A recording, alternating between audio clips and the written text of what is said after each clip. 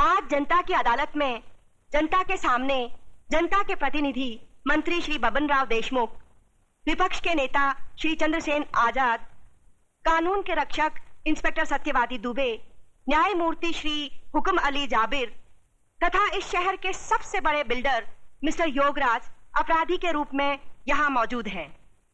इन सब पर यह आरोप लगाया गया है कि शहर में जो हाल ही में दंगे फसाद हुए हैं, जो हत्याएं हुई थी, वह सब इनकी मिलीभगत थी। क्या ये सच है देशमुख जी? लोग आजकल राजनीति को, कानून को और पुलिस को गांधी जी के 3 बंदर कहते हैं। वो बंदर जिनके सामने सब कुछ होते हुए भी न कुछ सुनते हैं, न देखते हैं और न कुछ कहते हैं।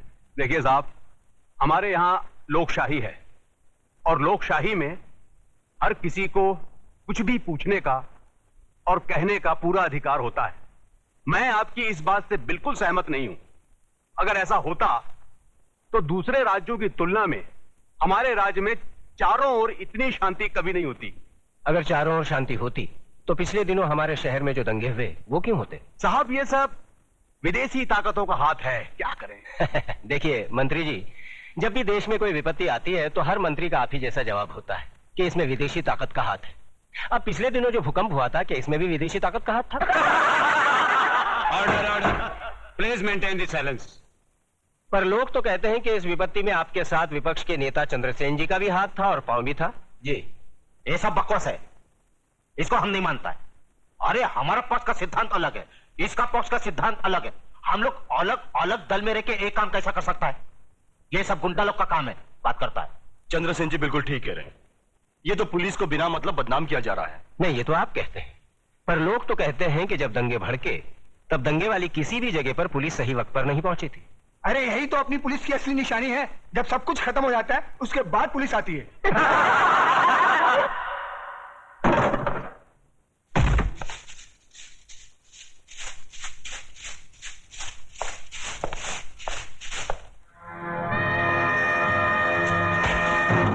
यही तो रोना है कि लोग हमें गलत समझते हैं।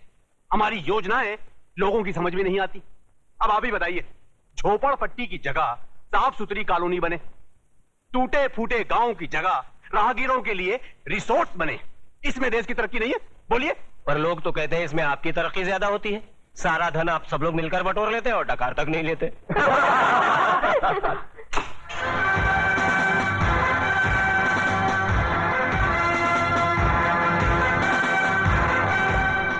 नेताजी और पुलिस वाले ने तो अपनी सफाई पेश कर दी।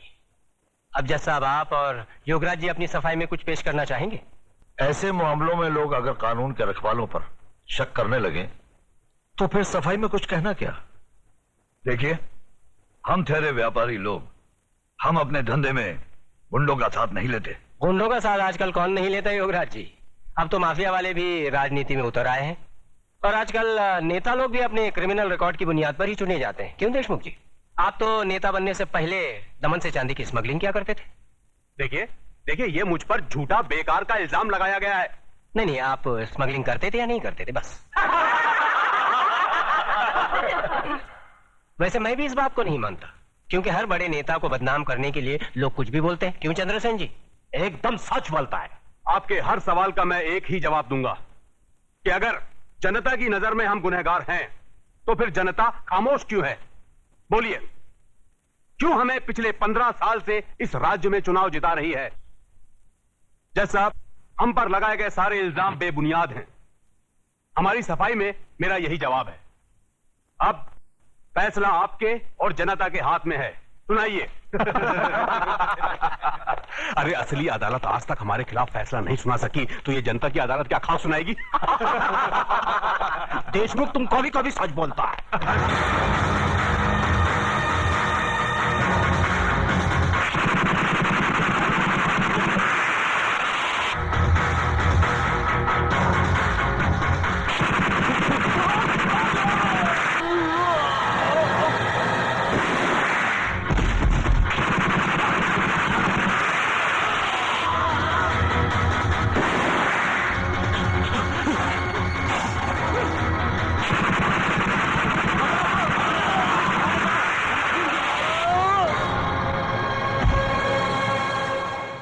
तुम्हें अपनी सफाई में कुछ कहना है?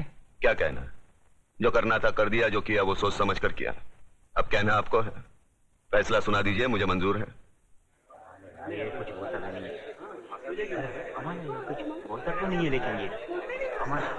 Order order. आज न्यायमूर्ति श्री विश्वनाथ सिंह ने अदालत में मंत्री श्री बबन राव देशमुख, विपक्ष के नेता श्री चंद्रसेन आजाद, न्यायमूर्ति श्री हुकम अली जाबिर, इंस्पेक्टर सत्यवादी दुबे, प्रख्यात बिल्डर योगराज और कुख्यात सरगना चतुर सिंह चिता के कातिल प्रताप नारायण तिलक को फांसी की सजा सुनाई।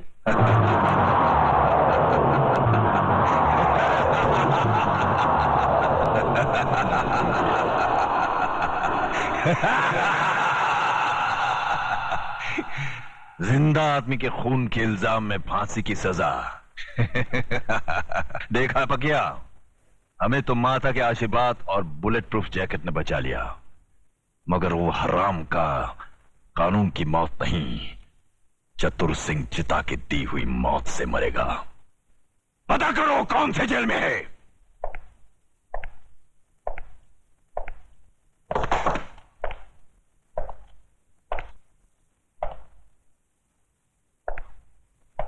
प्रताप, तुम्हारी फांसी का दिन मुकर्रर हो गया है। अगर कोई आखिरी ख्वाहिश है तो बता दो, वो भी पूरी कर दी जाएगी। यहां ऐसे घुटन सी होती है। मैं इन चार दीवारियों में मरना नहीं चाहता।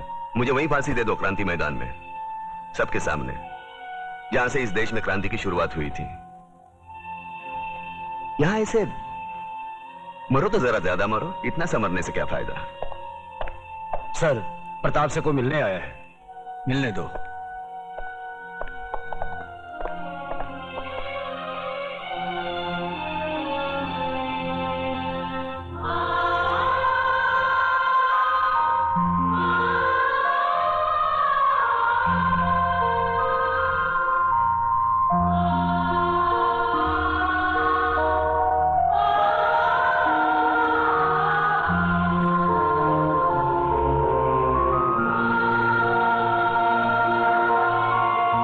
मां,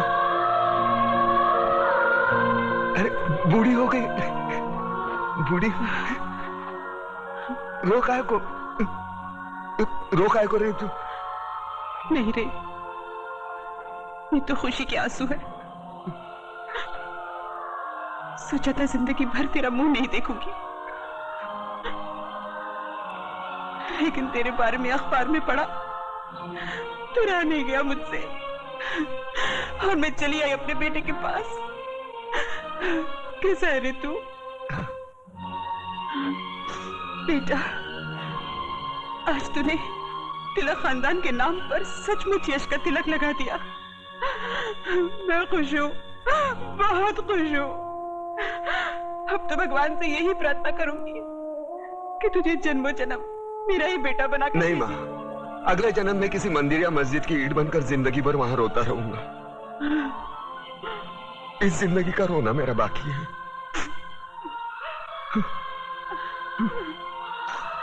दुख सिर्फ इस बात का है मैं तेरे लिए कुछ कर नहीं सका। नहीं बेटा, तूने बहुत कुछ किया, मुझे सब कुछ मिल गया। तेरे दादाजी की आत्मा को भी शांति मिल गई।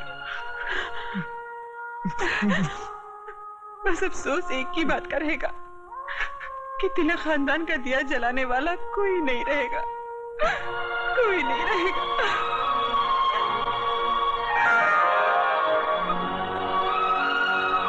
ये देख, अपनी बहू के लिए रखे थे, लेकिन अब तो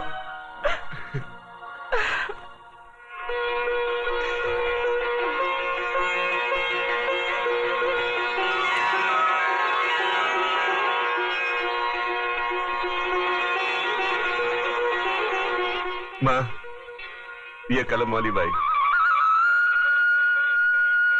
मेघा लिखती है, एक दिन के लिए हमारे खानदान की बहू बनेगी। सोच ले।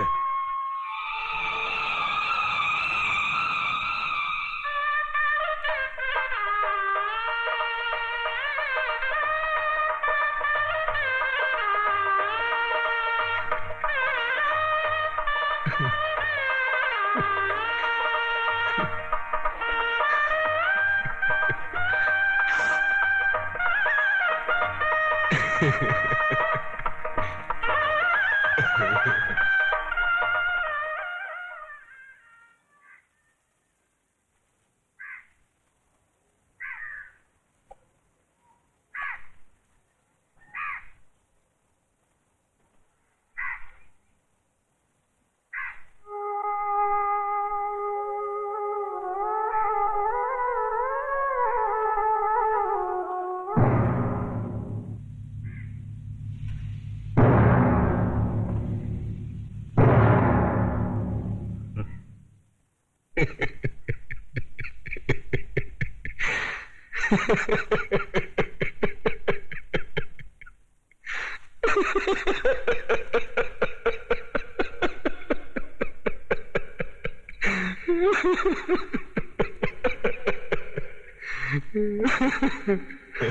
गए मेरी मौत का तमाशा देखने।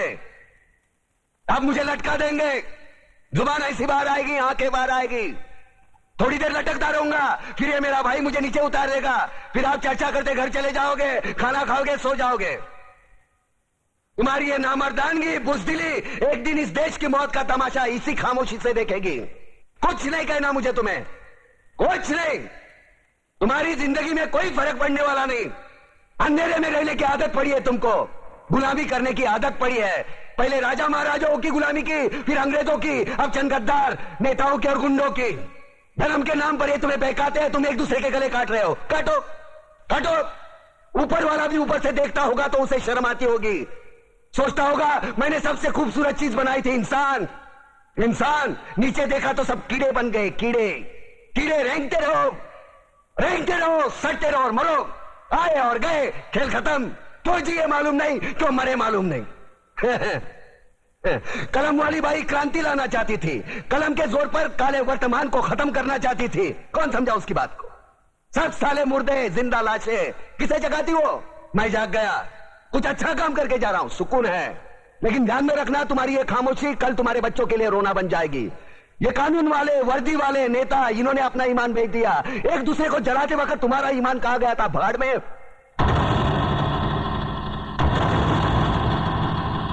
ये पिस्सू जैसा हमारा पड़ोसी मुल्क आने वाले कल में शायद अपने आप को दुनिया के नक्शे पर देख नहीं पाएगा। एक बात भूल रहा है, उनके घर में जो रोटी बनती है ना, उसका आटा भी विदेशी चक्की से पीस के आता है। साले अपने खुद के देश में सुई नहीं बना सकते और हमारे देश को तोड़ने का सपना देखते हैं। वो ये सपना देख सकते हैं क्योंकि उन्हें मालूम है ये मुर्दों का देश है। वतन के लिए किसी को कोई हमदर्दी नहीं है। इसे तोड़ना बिल्कुल आसान है। मैं हिंदू, मैं मुसलमान, मैं सिख, मैं फलाना, मैं ढिमका।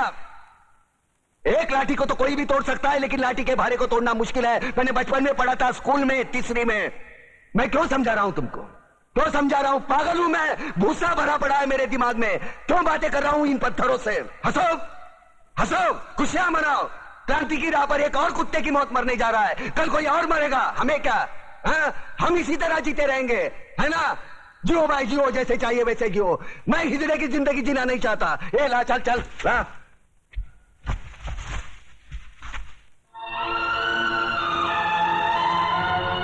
ठहरो, ये फांसी नहीं हो सकती। उन देशद्रोहियों के खिलाफ जो सरकार को सबूत मिले हैं, उससे साबित होता है कि प्रताप ने उनको मारकर देश का उद्धार किया है।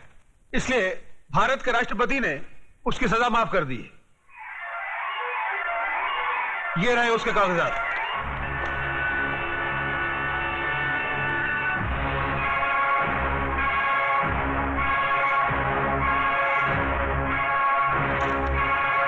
रोक दीजिए ये फांसी।